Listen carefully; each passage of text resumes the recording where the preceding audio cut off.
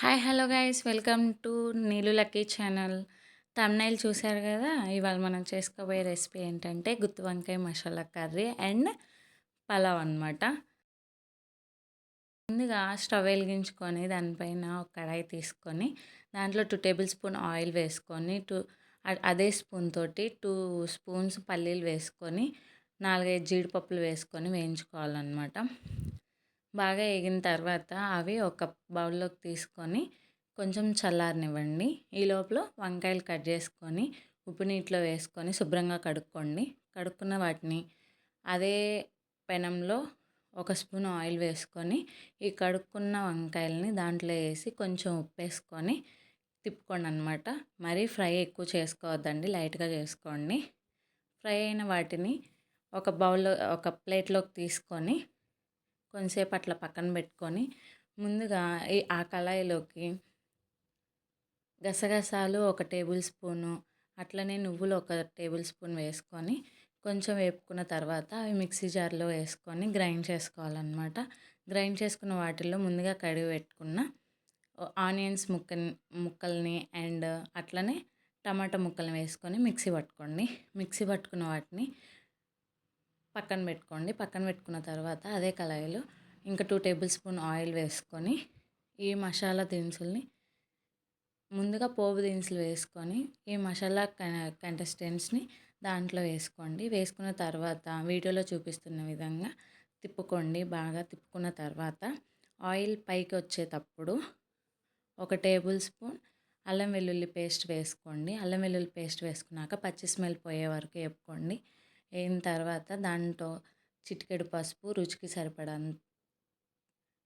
సరిపడంత ఉప్పు వేసుకొని అట్లనే మీ రుచికి సరిపడంత కారం వేసుకొని ధనియా పౌడర్ వేసుకొని గరం మసాలా వేసుకొని ఒకసారి తిప్పుకొని ముందుగా నానబెట్టుకున్న చింతపండు రసాన్ని పోసుకోండి.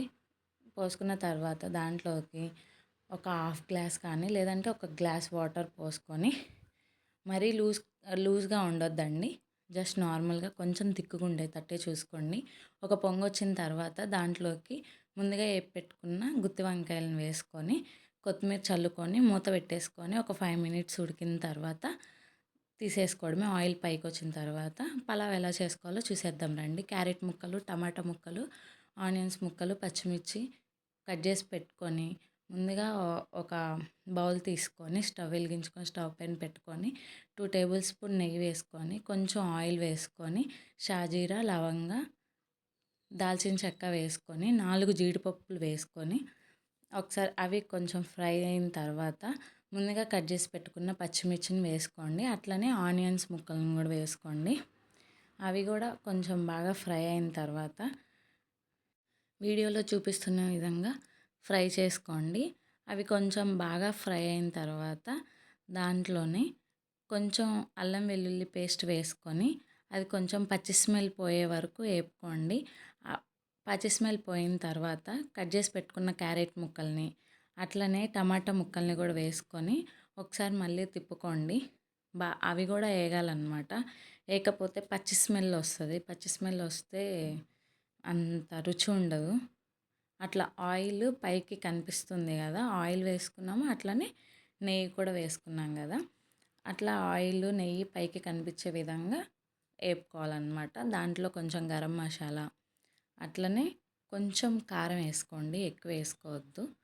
అవి కొంచెం వేగిన తర్వాత దాంట్లోకి ఒక గ్లాస్ బియ్యానికి 2 గ్లాసుల నీళ్లు పోసుకోండి లేదా గ్లాసున్నర వేసుకోండి. నేనైతే ముందుగానే రైస్ కడిగి పెట్టుకున్నా కాబట్టి రైస్ నానబెట్టుకున్నానండి. నానబెట్టుకుంటే నాకు తక్కువగా పట్టాయి వాటరు. గ్లాసున్నర పోసుకున్నాను. గ్లాసున్నర పోసుకున్న తర్వాత ఒకసారి మళ్ళీ దాన్ని మొత్తం తిప్పుకోండి.